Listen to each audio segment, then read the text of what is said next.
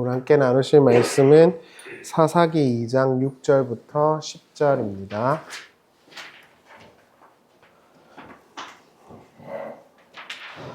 오늘 함께 나누실 말씀은 사사기 2장 6절부터 10절까지의 말씀입니다. 제가 봉독하겠습니다. 생전에 여호수아가 백성을 보내매 이스라엘 자손이 각기 그들의 기업으로 가서 땅을 차지하였고, 백성이 여호수아가 사는 날 동안과 여호수아 뒤에 생존한 장로들 곧 여호와께서 이스라엘을 위하여 행하신 모든 큰 일을 본 자들이 사는 날 동안에 여호와를 섬겼더라. 여호와의 종 눈의 아들 여호수아가 110세에 죽음에 무리가 그의 기업 경내 에브라임 산지 가하스 산 북쪽 딥낫 헤레스에 장사하였고, 그 세대의 사람도 다 그 조상에게로 돌아갔고, 그 후에 일어난 다른 세대는 여호와를 알지 못하며 여호와께서 이스라엘을 위하여 행하신 일도 알지 못하였더라. 아멘. 네, 우리가 지난 시간에 여호와의 사자에 대해서 함께 나누었습니다. 이스라엘 백성은 복임에서 울면서 하나님께 예배를 드렸고요. 그 복임이라는 장소가 사사기에서만 나와요. 다른 데는 안 나옵니다. 그러니까 이스라엘 백성들의 어떤 후회나 절망을 보여주는 대표적인 장소라고 할 수 있을 것 같아요. 오늘은 이스라엘이 타락한 원인에 대해서 함께 나누어 보도록 하겠습니다. 사사기 2장 6절에 보면 갑자기 여호수아라는 인물이 전면에 등장을 해요. 그러니까 원래 사사기 2장 6절 이 말씀이 사실은 사사기 1장에 나와야 하지 않나라는 생각이 조금 들기는 하죠. 왜냐하면 여호수아의 죽음이 나오고 여호수아 살아 생전에 있었던 이야기가 나오기 때문에 처음에 나와야 할 것 같은데 갑자기 뜬금없이 여호수아가 좀 나오죠. 우리가 지난 시간에 봤지만 여호와의 사자가 길갈에서 올라왔다. 그리고 여호수아의 사는 날 동안의 이야기가 붙어 있다. 이거는 사실 이스라엘이 왜 타락했는가, 그리고 이스라엘의 문제가 무엇인가를 부각시키는 장치들이라고 할 수 있을 것 같아요. 우리가 지난 시간에 길갈의 의미를 살펴봤는데 사실 길갈의 대표적인 인물이 여호수아예요. 왜냐하면 여호수아의 집이 길갈에 있거든요. 한번 보실래요? 여호수아 10장 6절 한번 보세요. 기브온 사람들이 길갈 진영에서 사람을 보내어 여호수아에게 전하되 당신의 종들 돕기를 더디게 하지 마시고 속히 우리에게 올라와 우리를 구하소서. 산지에 거주하는 아모리 사람의 왕들이 다 모여 우리를 치나이다 하매. 15절 보시면 여호수아가 온 이스라엘과 더불어 길갈 진영으로 돌아왔더라 이렇게 나오죠. 10장 43절에 보면 똑같이 15절이 반복되어 있어요. 그러니까 길갈, 여호수아, 여호와의 사자, 이거는 사실 광야 시대를 떠올리게 하는 표현들이에요. 그래서 이스라엘 백성들이 지금 광야 시대와 굉장히 삶의 결이 달라 있다는 것을 부각시켜주는 그런 표현들이라고 할 수 있겠죠. 여호수아라는 인물을 잠깐 우리가 살펴보면 좋을 것 같은데, 아시다시피 여호수아의 이름은 원래 이름은 호세아입니다. 호세아인데 모세가 여호수아라고 붙인 거예요. 그러니까 좀 이따가도 설명드리겠지만 호세아는 구원자란 뜻이고 여호수아는 여호와께서 구원하신다는 뜻이에요. 그러니까 구원이라는 게 여호와로부터 온다는 걸 너가 배워라 라는 취지에서 호세아이지만 여호수아라는 이름 뜻으로 바꾼 것으로 보여요. 모세가 붙인 이름입니다. 그런데 이 여호수아라는 인물 자체가 처음 등장할 때가 언제냐 하면 출애굽기 17장 9절이에요. 한번 보실래요? 모세가 여호수아에게 말하였다. 장정들을 뽑아서 아말렉과 싸우러 나가시오. 내일 내가 하나님의 지팡이를 손에 들고 산 꼭대기에 서 있겠소. 13절 보시면 이렇게 해서 여호수아는 아말렉과 그 백성을 칼로 무찔렀다 이렇게 나오죠. 그러니까 여호수아가 이때 처음 등장해요. 그러니까 이 사람이 어디 있었는지 이런 거 하나도 없는데 모세가 아말렉과 전투를 할 때 기도를 하잖아요. 손이 내려오면 져요. 그래서 아론과 홀이 이렇게 받쳐주거든요. 그때 전장에서 싸운 사람이 여호수아예요. 그러니까 여러분 이제 우리가 생각해 볼 수 있는 건 있죠. 하나님을 알지 못해서 이스라엘 백성들이 타락을 했고 여호수아는 하나님을 알아서 하나님을 섬겼다 그러거든요. 그럼 하나님을 알기 위해서 필요한 건 뭐죠? 전쟁이에요. 광야 생활이 필요하다고요. 사사기의 구조적인 문제가 이거예요. 사사기는요, 이스라엘 백성들이 이제 다 모두 땅을 받았어요. 이제 어느 정도 자기가 살만해졌어요. 그러니까 하나님을 모르는 거예요. 여호수아는 힘들고 어려운 전투를 겪어 나가요. 그러면서 여호와를 알아가요. 여호와를 알기 위해서 필요한 건 뭐죠? 전쟁이에요. 광야예요. 그러니까 이거는 어쩔 수 없는 구조입니다. 아, 나는 편안한 데서 하나님 잘 믿을 수 있어. 그렇지 않아요. 어렵고 힘든 일들이 우리에게 겪어지면서 하나님이 우리를 구원하신다는 걸 배워가는 거예요. 이거 어쩔 수 없어요. 불가분의 관계예요. 근데 이 어려움이라는 걸 딱 끊어버리겠다 그러면 여호와를 알지 못해요. 그리고 하나님을 까먹어버리죠. 그러니까 이게 성경이 말하는 인생의 역설이에요. 우리는 왜 이렇게 힘들고 어려운 인생을 살아야 되죠? 하나님을 알기 위해서예요. 그럼 편안하게 하나님을 알 수 있지 않나요? 알 수 없어요. 이게 성경이 말하는 역설성이에요. 여호수아가 모세가 위에서 이렇게 죄송합니다 이런 표현을 써서 속 편하게 기도하고 있는데 거기서 칼 가지고 막 싸우고 난리를 쳐요. 그러니까 여호수아는 그 전쟁이 하나님의 전쟁이란 걸 안 거예요. 직접 싸워봤으니까. 마찬가지죠. 신자도 인생을 치열하게 살고 고비를 겪어가면서 하나님을 알아야 돼요. 이건 어쩔 수 없는 거예요. 저 그거 없으면 하나님 잘 믿을 수 있어 이렇게 생각을 하죠. 그렇지 않습니다. 그게 사사기의 구조죠. 그런데 아주 충격적인 장면 두 개가 더 있는데 여호수아가 어떤 인물인지를 보여주는 장면이 두 개가 더 있어요. 하나를 더 소개해 드릴게요. 출애굽기 33장 11절을 보세요. 주님께서는 마치 사람이 자기 친구에게 말하듯이 모세와 얼굴을 마주하고 말씀하셨다. 모세가 진으로 돌아가도 여기 밑줄 치시면 돼요. 눈의 아들이며 모세의 젊은 부관인 여호수아는 장막을 떠나지 않았다. 이 이야기를 했더니 어떤 분이 저한테 모세가 마음씨가 컸나 봐요 이야기를 하더라고요. 저 이제 수원에 그 전도사 할 때요. 담임 목사님들이 새벽 기도를 하잖아요. 그럼 부목사가 기도를 하잖아요. 그럼 부목사가 매너 있게 먼저 나가줘야 돼. 담임 목사님이 더 영빨 있어 보여야 돼. 기도를 더 많이 하시는 거라. 근데 신학생이었던 제가 제일 오래 기도했거든요. 문 닫고 나갔어요. 얼마나 제가 꼴보기 싫었겠어요. 그러니까 그런 거 같잖아요. 모세 담임 목사님이 기도를 하다가 먼저 나갔어요. 근데 여호수아는 끝까지 있어요. 그러니까 이게 여호수아를 보여주는 아주 중요한 대목이에요. 여호수아라는 인물 자체가 굉장히 드라마틱한 사람인 거예요. 모세가 나갔음에도 불구하고 거기서 하나님과 교제하던 사람. 그게 여호수아예요. 그래서 여호수아가 호세아인데 호세아란 말을 이렇게 헬라어로 바꾸면 예수가 되죠. 그러니까 여호수아는 예수님의 모형이다 이런 이야기를 하는 건데 그런 건 차치하더라도 여호수아가 역사 속에서 하나님과 아주 깊이 있게 교제했던 건 틀림없던 것 같아요. 그렇죠? 그리고 여호수아가 가장 인상 깊게 등장하는 곳이 민수기 14장 6절이죠. 한번 보실래요? 그러자 그 땅을 탐지하고 돌아온 이들 가운데서 눈의 아들 여호수아와 여분네의 아들 갈렙이 슬픔에 겨워 자신들의 옷을 찢으며 이렇게 나옵니다. 그러니까 여호수아는 광야 생활을 하면서 하나님이 누군지를 알았잖아요. 불가능한 고비들을 겪어가면서 하나님을 알았어요.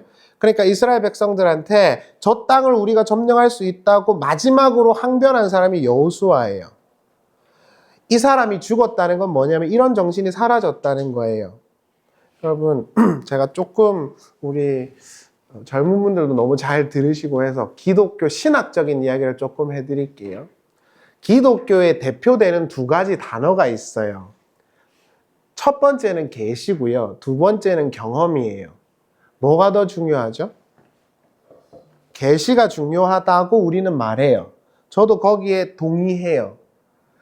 근데 많은 이제 여러분들이 들어보셨을 법한 교회들은 경험이 더 중요하죠. 내가 하나님을 경험했다, 이게 중요하잖아요. 근데 그렇지 않고 우리가 믿고 고백하는 이제 김성수 목사님이나 로이드 존스나 이런 사람들은 전부 다 계시가 중요하다고 해요. 그러나 그렇다고 해서 경험이 빠지지는 않아요. 그걸 생각하셔야 돼요. 하나님이 자기를 우리에게 계시하시죠. 알려주신단 말이에요. 그럼 우리가 성경을 통해 가지고 그냥 지적으로 그냥 딱 아는 걸까요? 아니에요. 하나님이 우리에게 자기를 계시하실 때 우리는 이 삶 속에서 그 말씀을 겪어내요. 그러면서 경험이나 믿음의 어떤 연륜이라는 게 쌓이는 거예요. 물론 그게 우선하진 않아요. 절대적이지도 않아요. 그러나 하나님이 우리에게 자기를 계시하시면 갑자기 제가 여기 있다가 하나님이 깨닫게 해주셨어가 아니라고요. 어려움과 힘듦을 이렇게 굴려가면서 우리가 알게 되는 거예요. 그게 누적이 되면 뭐가 생기냐면 믿음이라는 게 생겨요. 여러분, 제가 이번 주에 고양이 피를 뽑았거든요. 근데 제가 마음이 너무 아팠는데 걔가 아파가지고. 근데 이 의사가 저한테 하는 말이 그거예요. 제가 수업을 해야 돼서 빨리 갈게요 이랬더니 안 된대요. 있으래요. 저 지금 수업 기다리고 있는데 있으래요. 왜냐하면 얘가 피를 뽑을 때 믿는 애가 있어야 된다는 거예요. 믿음이라는 성질이 그렇잖아요. 제가 7년을 살았거든요, 쟤랑. 그러니까 쟤는 제가 안고 있으면 피가 뽑혀도 가만히 있는 거예요. 믿음이라는 게 그런 거죠. 우리는 믿음 이러면 단방에 생기는 거라고 생각해요. 그게 아주 잘못된 거예요. 믿음은 시간이 필요해요. 겪어가면서 알게 되는 거라고요. 그러니까 여호수아가 죽었다는 거, 그리고 여호와를 알지 못했다는 건 그들 인생의 고난과 연단이라는 게 끝났다는 걸 말해요. 어려움이 없으니까 여호와를 몰라요. 그 누적되는 게 없으니까 하나님을 믿지 못하죠. 그러나 여호수아는 다르다는 거예요. 전쟁도 하고 이것저것도 하고 이스라엘 타락도 보고 그래가면서 하나님을 알아요. 그리고 시험을 딱 당하죠. 하나님이 크시니 세상이 크니 이랬더니 여호수아가 뭐라 그러냐면 하나님이 크다 그래요. 그래서 통과된 거예요. 이게 여호수아가 보여주는 분명한 삶의 모습이죠. 그래서 호세아, 눈의 아들 호세아, 구원자이지만 구원자가 누구이신지를 배워라. 여호수아로 이름이 바뀐 거예요. 이게 제가 보고 있는 호세아와 여호수아의 관계예요. 그래서 여러분들이 찾아보시면 호세아를 여호수아라고 부른 사람이 모세예요. 여호수아와 그의 세대가 죽고 난 후에 이스라엘에게 큰 위기가 찾아왔죠. 그 이유는 하나님을 야훼를 알지 못했다라는 거예요. 사사기 2장 6절을 세 번역으로 읽어드릴게요. 여호수아가 모인 백성을 보낸 뒤에 이스라엘 자손은 각각 자기가 유산으로 받은 땅으로 가서 그 땅을 차지했다. 이제 고생이 끝났고 집이 생겼다 이거예요. 개고생이 끝났다 이 말입니다. 광야 생활이. 온 백성은 여호수아가 살아있는 동안 주님을 잘 섬겼다. 거기 섬겼다의 밑줄을 잠깐만 쳐놓으실래요? 그들은 여호수아가 죽은 뒤에도 주님께서 이스라엘에게 베푸신 큰 일을 모두 눈으로 직접 본 장로들이 살아있는 동안에는 주님을 잘 섬겼다. 주님의 종인 눈의 아들 여호수아는 110살에 죽었다. 그리하여 그들은 그가 유산으로 받은 땅의 경계선 안 에브라임 산간지방인 가하스 산 북쪽 딥낫 헤레스에 그를 묻었다. 그리고 그 세대 사람들도 모두 죽어 조상들에게로 돌아갔다. 그들이 죽은 후에 새로운 세대가 일어났는데 그들은 주님을 알지 못하였고 여기에다가 밑줄 쳐주시면 돼요. 자, 여기서 중요한 거 세 단어를 제가 말씀드렸는데 첫 번째는 섬겼다, 두 번째는 보다, 세 번째는 알다예요. 자, 하나님을 섬기지 않았다, 예배하지 않았어요. 후대의 그 이스라엘 백성들은. 그 이유는 여호와께서 행하신 일을 보지도 못했고 알지도 못했기 때문이라고 말을 하고 있어요. 왜 이 말씀을 드렸냐 하면 고대 근동의 서류들을 보면 종주국이 있죠. 그러니까 소위 말하는 왕이 있어요. 그 왕의 영토가 있는데 거기를 이렇게 띄어갖고 주거든요. 원래 그걸 분봉왕이라 그래요. 얘네 둘이 이렇게 계약을 맺어요. 그걸 베리트라 그래요. 그때 고대 근동의 언어로. 그래서 왕이 있고 왕이 자기 지역을 다 통치를 할 수 없으니까 분할 영토를 쪼가가지고 걔한테 맡기거든요. 봉건제처럼. 그때 우리가 이러이러하게 조약을 맺자, 이걸 베리트라 그래요. 그래서 언약이란 뜻도 있고 계약이란 뜻도 있는 거예요. 베리트 안에는. 고대 근동의 언어에서. 이때 조항을 보면 알다라는 말이 굉장히 많이 나왔다 그래요. 학자들에 의하면. 알다. 이거는 그러니까 어떤 의미냐면 우리가 상호간에 당신은 우리의 주인이시고 우리는 당신의 신하입니다라는 계약적 표현이 야다였다고 많이들 말을 해요. 그러니까 여기서 알다라는 건 단순히 하나님을 지적으로 아는 게 아닌 거예요. 그래서 섬기다라는 말, 오베드와 알다라는 말이 같이 서술되고 있는 거예요. 하나님을 알면 하나님을 예배할 수밖에 없다는 구조가 여기 들어와 있는 거예요. 고대 근동의 언어를 빌리자면. 이해되셨죠? 그러니까 하나님을 알지 못했어. 그래서 하나님을 섬기지 않았어. 이게 같은 말로 와 있는 거예요. 실제로 히브리 말 야다를 찾아보면은 아담이 하와와 동침을 하거든요. 그때 동침하다가 야다예요. 같이 남자와 여자가 첫날 밤을 보내는 걸 야다라 그래요. 우리가 알고 있는 지식이라는 건 그리스적 개념이에요. 개념으로 아는 거죠. 그러나 히브리 사람들은 그렇지 않아요. 삶의 언어로 겪어서 깨달은 걸 알았다 그래요. 여러분 예를 들어 가지고 제가 톰라이트 글을 읽는데 예수님이 누군지 모르는 사람이 있을까요? 학교에서 배우잖아요. 윤리와 사상이라는 과목이 있더라고요. 우리 이제 젊은 분들은 알겠지만 윤리와 사상이라는 게 따로 있어요, 요즘에는. 그랬더니 와가지고 어떤 애가 저한테 갑자기 선생님 존 칼빈을 아세요? 이러는 거예요. 그래서 제가 네가 지금 나한테 칼빈을 이야기해? 다 배우는 거잖아요. 존 칼빈이 누군지 예수가 누군지 몰라요? 다 알아요. 그걸 안다고 안 한다고요. 왜 예수가 우리의 구원자시고 하나님이 살아계시고 하는 걸 내가 몸의 언어로 겪어서 하나님이 진짜 나와 함께 하시는구나 하는 걸 알 때 알았다 그래요. 히브리 사람들은. 그게 우리에게 있느냐 하는 거예요. 근데 그거는 내가 알고 싶다고 아는 게 아니라고요. 하나님이 알게 하셔야 돼요. 근데 아까도 말씀드렸지만 하나님이 자기를 계시하는 백성들에게 반드시 그래서 주시는 게 뭐라고요? 전쟁과 광야예요. 그걸 겪지 않으면 알 수가 없어요. 이스라엘 백성들은 지금 광야가 없고 전쟁이 없어요. 이제 땅을 받았어요. 자기 집 마련을 했다고요. 그럼 뭔 생각이 들죠? 여러분, 이거는 뭐 제가 이해하고 있는 건데 자기 집이 생기잖아요. 그럼 대부분 이제 그 돈이 어느 정도 생기면 그 다음에 하는 게 뭔지 아세요? 이제 확장과 이제 명예예요. 그래서 돈 있는 사람들이 정치를 많이 하는 거라고 하더라고요. 그러니까 이스라엘 백성들은요, 먹고 사는 문제가 해결이 되고 이제 편안해지니까 어떤 게 생겼냐면 좀 더 잘 살았으면 좋겠어 이러는 거예요. 하나님을 까먹고. 그래서 뭐를 섬기죠? 바알을 섬긴 거예요. 바알은 뭐니까요? 풍요와 다산을 주니까요. 이게 정확하게 구조화되어 있는 거예요.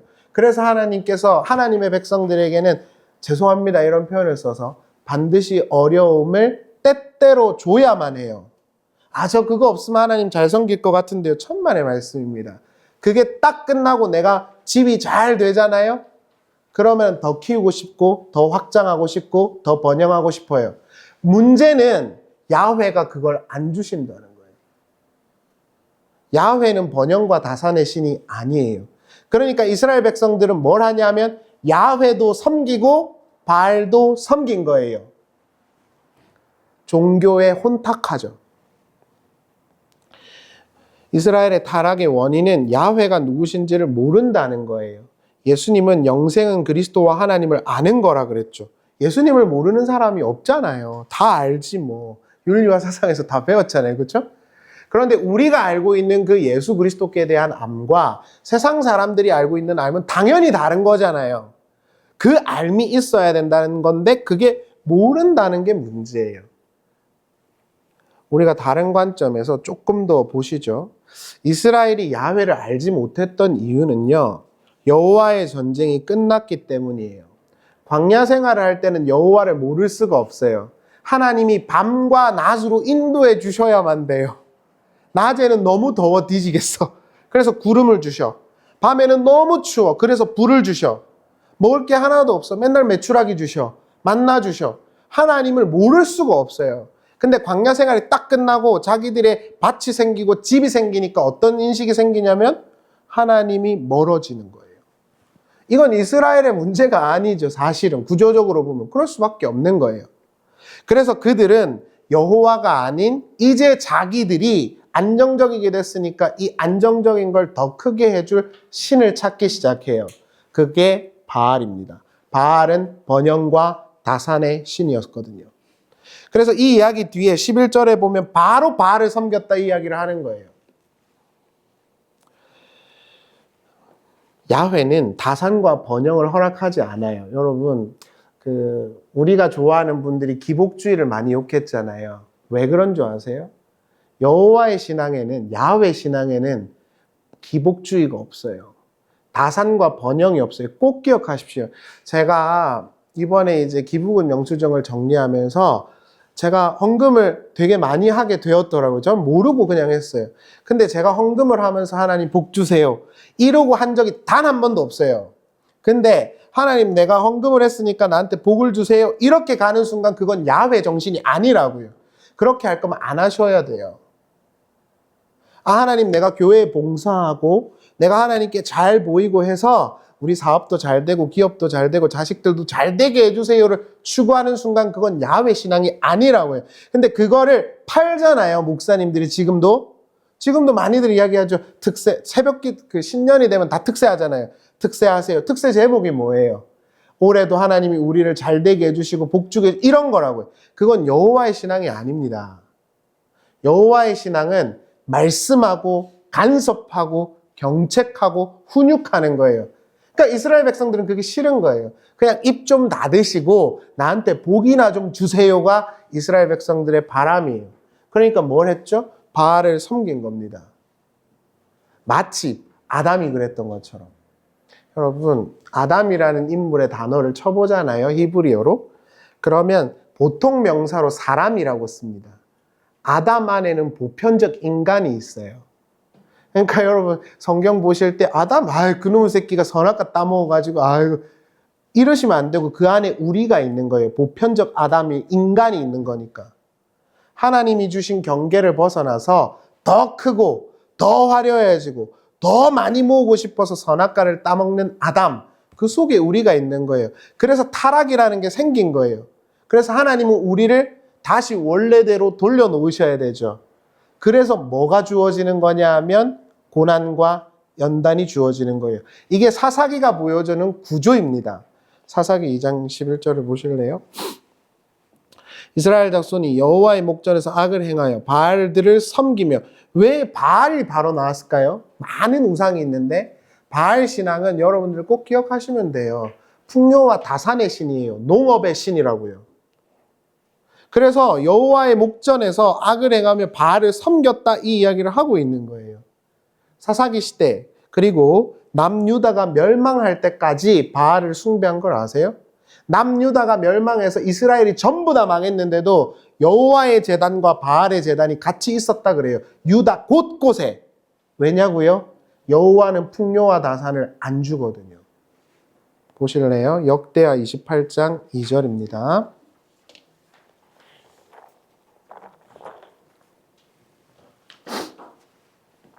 아하스가 왕위에 오를 때에 나이가 20세라. 예루살렘에서 16년 동안 다스렸으나 그의 조상 다윗과 같지 아니하여 여호와 보시기에 정직하게 행하지 아니하고 이스라엘의 왕의 길들로 행하여 바알들의 우상을 부어 만들고. 아하스는 남유다 마지막 왕조예요.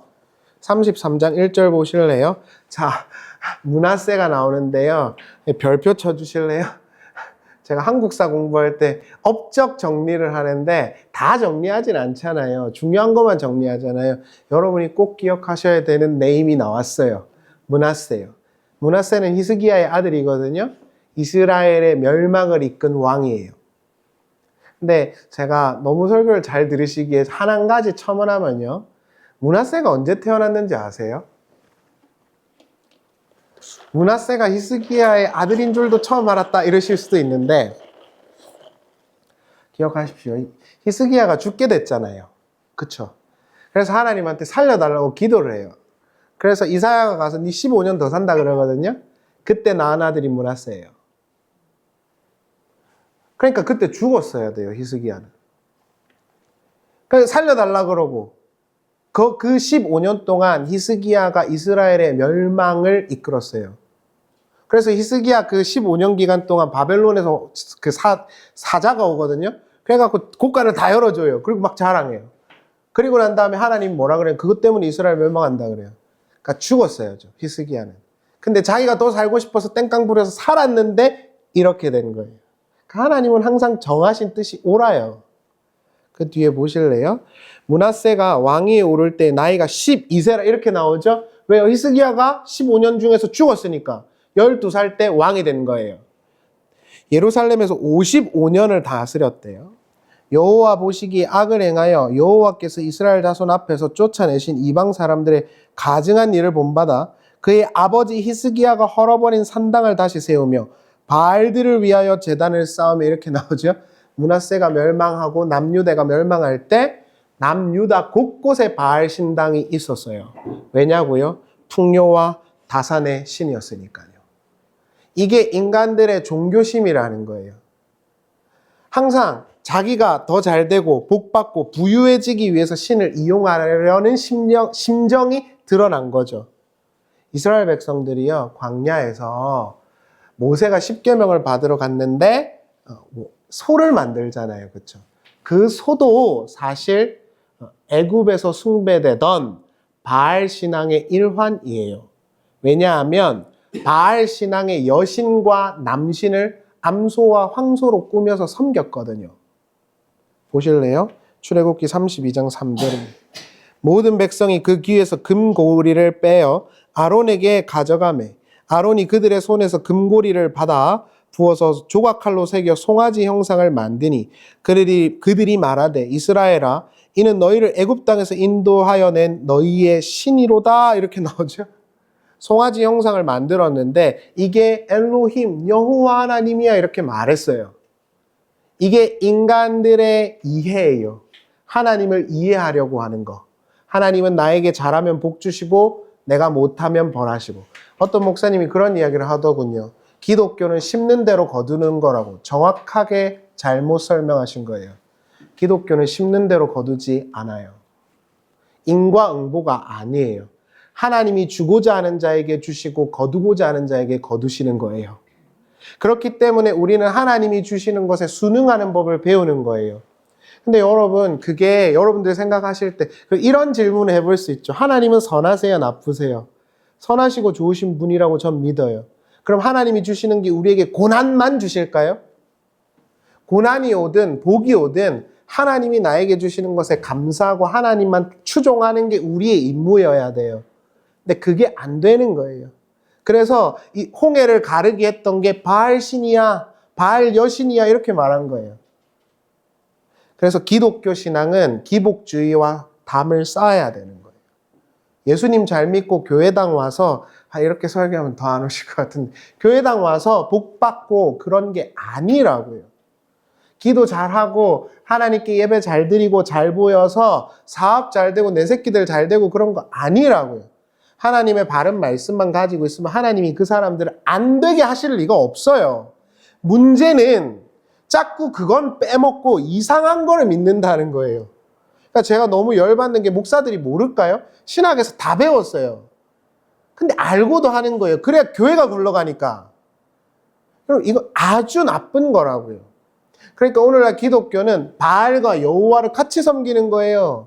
잘 되게 해줄 거다. 새벽 기도하면 복 받을 거다. 열심히 기도하면 여러분들 하나님이 기뻐하실 거다.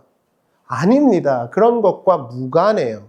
하나님은 있는 그대로 우리를 사랑하시는 것이고 우리를 돌보시는 것이에요. 근데 그거를 몰라요, 이스라엘 백성들이. 우리도 마찬가지잖아요. 우리가 조금 편하면 하나님 까먹잖아요. 그래서 하나님이 누구를 불러일으키냐? 이방 왕들을 불러일으켜서 이스라엘을 괴롭게 하시는 거예요. 그러니까 이 구조가 다시 들어오는 거예요. 하나님을 까먹었어. 왜? 편하니까. 그러니까 하나님이 그 편한 걸 뒤흔들어 가지고 하나님을 알게 해요. 알지 못했더라로 시작해서 알게 되었다로 끝나는 거예요. 그 과정에서 반드시 거치고 개입되는 게 뭐라고요? 고난과 어려움이죠.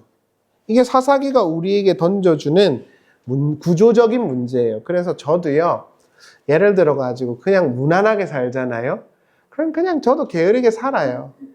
근데 저한테 이런저런 뭐 교회적이든 뭐 고향이든 뭐 여러분들이 보실 때 큰 문제는 아닐 수도 있는데 저한테 굉장히 큰 문제거든요.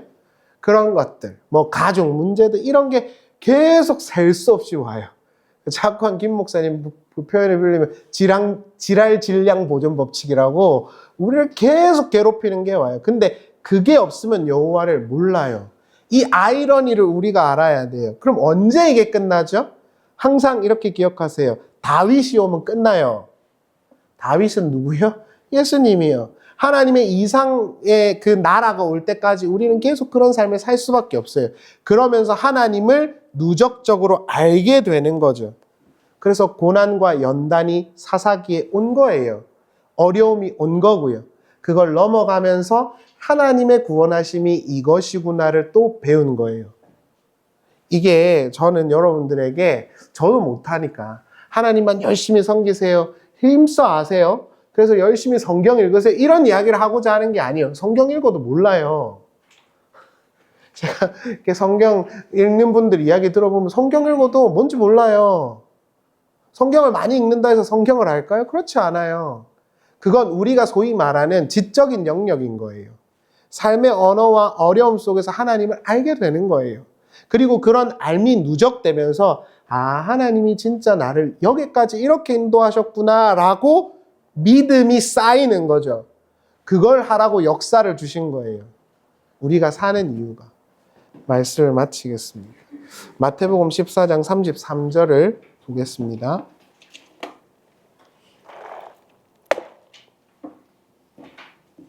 예수께서 즉시 제자들을 재촉하사 자기가 무리를 보내는 동안에 배를 타고 앞서 건너편으로 가게 하시고 무리를 보내신 후에 기도하러 따로 산에 올라가시니라. 저물매 거기 혼자 계시더니 배가 이미 육지에서 술이나 떠나 바람이 거스름으로 물결로 말미암아 고난을 당하더라. 자, 여기까지 끊어놓고 여러분 이 제자들이 배를 타고 건너가요. 갈릴리호수를. 어려움이 생겼어요. 그래서 목사님들이 그러더라고요. 예수님과 분리되면 이런 어려움이 생긴다고. 역으로 질문해보죠. 누가 분리시킨 거예요? 오늘 아까 읽었을 때 제자들을 먼저 가게 하신 분이 누구죠? 예수님이잖아요. 그러니까 예수님과 함께하면 고난을 안 당해요라는 명제는 성립 불가해요. 예수님이 니네 먼저 가라 그랬어요. 먼저 가. 먼저 가. 그랬더니 먼저 딱 갔단 말이죠. 중간에 갔더니 고난이 딱 생겨요. 이게 하나님이 우리에게 행하시는 일이라는 걸 아셔야 돼요. 하나님이 우리한테 니네 먼저 가. 그리고 쭉 가다가 고난이 팍 생긴 거예요. 뒤에 보실래요? 밤 사경에 이거 말씀드렸죠. 필라케라고. 지옥이란 뜻이에요. 감옥이란 뜻이에요. 밤 사경. 사라는 건 내면이거든요. 요한계시록에서도 보면 온 땅 사방에서 왔다 그러죠. 내면이에요. 그러니까 나갈 출구가 없다는 뜻이에요. 그리고 밤 사경은 진짜 물리적인 시간일 수도 있고 완전 고립됐다는 뜻일 수도 있는 거예요. 그 뒤에 보실래요? 예수께서 바다 위로 걸어서 제자들에게 오시니 제자들이 그가 바다 위로 걸어오심을 보고 놀라 유령이라 하며 무서워하며 소리 지르거늘 예수께서 즉시 이르시되 안심하라 내니 두려워하지 말라. 거기다가 밑줄 쳐주실래요? 이번 주에 저희 제자가 아주 맹랑한 친구가 있는데 저한테 존 칼빈을 물어본 친구인데 걔가 저한테 그래 예수님이 진짜 물 위로 걸었어요? 이러더라고요 저한테. 걔가 미션 스쿨 다니거든요. 해가지고 그래 근데 그걸 이야기하면 굉장히 길어지니 영어를 보자 제가 이랬거든요. 자, 예수님이 진짜 물 위를 걸으셨겠죠. 전 그렇게 믿어요. 근데 중요한 건 이거예요. 예수님께서 고난을 겪게 하시고 나야 이렇게 말했어요. 이게 하나님이 우리에게 주시는 메시지예요. 근데 내니 두려워하지 말라. 이게 에고 에임인데 여러분들이 아시다시피 여호와야 라는 뜻이었어요. 이 이야기를 쭉 펼쳐서 보면 예수님께서 오병이어 기적을 일으키고 바다를 건너서 이쪽 땅으로 가려 그래요. 이건 뭔 이야기죠? 강야 이야기예요. 홍해에 가로막힌 이스라엘과 똑같은 거예요. 그때 하나님이 밤새 바람을 불어갖고 길을 내주시거든요. 그때 내가 여호와인 줄 알리라 그래요. 그 이야기를 그대로 착안해서 온 거예요. 나야 이런 거예요. 근데 이런 신학적인 구조는 다 떠나서라도 고난과 어려움에 갇혔을 때 하나님께서 나야 하는 소리가 들리는 거예요. 제가 김성수 목사님 설교를 다 기억을 못해요. 죄송하지만 제가 도서관에서 쓰면서 들었지만, 근데 제가 그 목사님 설교에서 기억하는 게 예전에도 말씀드렸는데 한 가지가 있어요. 바람이 안 불면 죽음바다라고. 우리는 바람이 부는 게 힘들죠. 그러나 바람이 불어야 가요.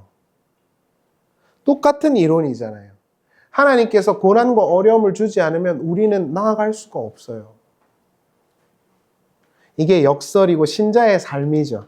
그러나 분명히 기억하셔야 되는 게 한 가지 있어요. 이 지지부진한 트랙 속에서도 신자는 뭘 하게 된다고요? 여호와를 야다 알게 돼요.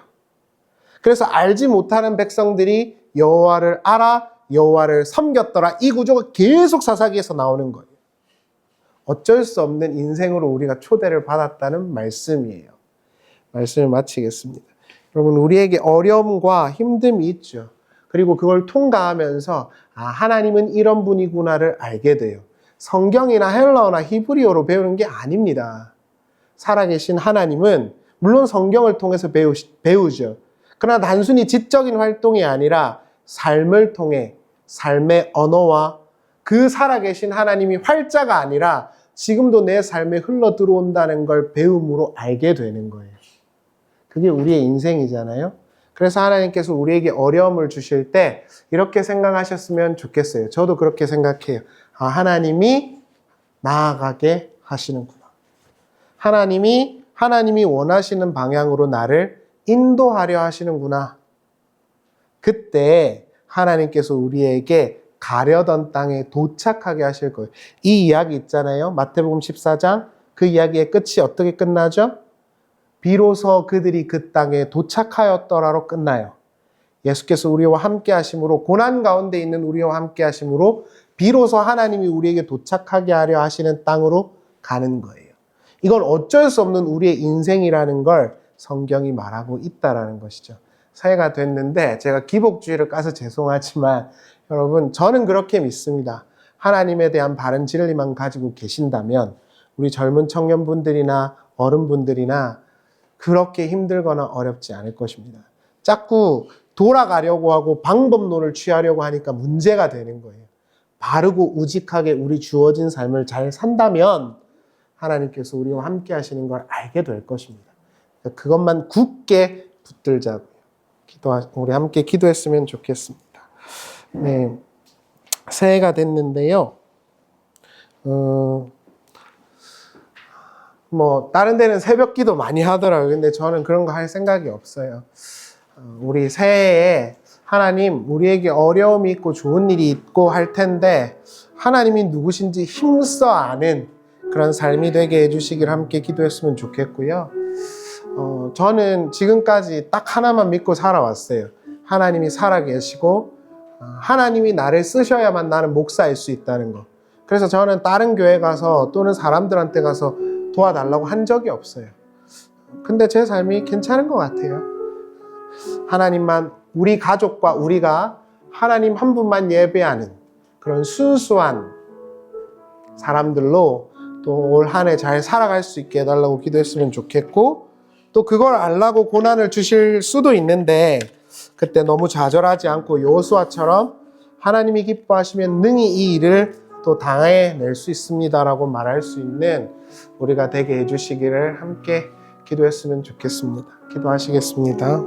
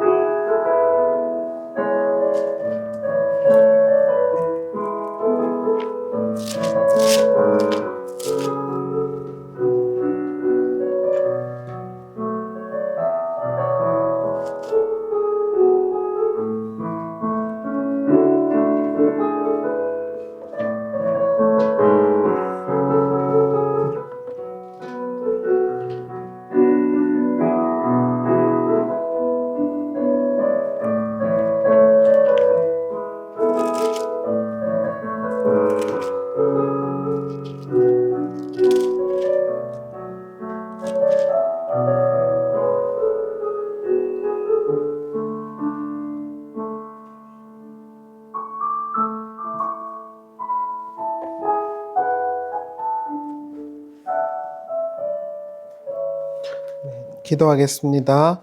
나는 시온의 의가 빛같이 예루살렘의 구원이 햇불같이 나타나도록 시온을 위하여 잠잠하지 아니하며 예루살렘을 위하여 쉬지 아니할 것인즉 이방 나라들이 내 공의를 뭇 왕이 다 내 영광을 볼 것이요 너는 여호와의 입으로 정하실 새 이름으로 일컬음이 될 것이며 너는 또 여호와의 손에 아름다운 관 내 하나님의 손에 왕관이 될 것이라.